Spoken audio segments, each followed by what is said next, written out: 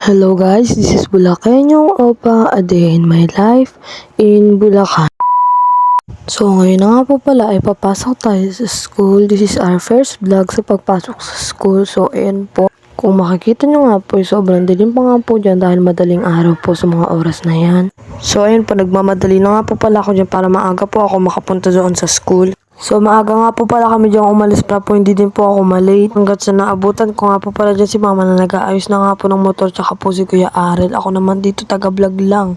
So ayan po, papaalis na nga po pala kami dyan para po maaga na din po ako makapasok. At kung makikita nyo nga po pala dyan ay madilim pa ang kalangitan. So ayan po. So hindi ko na nga po pala dyan hinabaan yung vlog kasi nga po masyado nga din po mahaba tsaka mini vlog lang din po ito. Hanggat nakarating na nga po pala kami dyan sa Santa Rita Bata. Hanggat ayan na nga po ay nag-recess na po kami. At ayun nga po yung kaibigan ko si Relene. Shout out po kay Relene kung nanonood ka man. Hanggat sa mapapansin nyo nga po na sobrang daming tao dito sa amin kasi nga po maraming estudyante dito sa SMNHS. So kay Relene ko na nga po pala pinahawak yung camera, syempre nahihiya ako.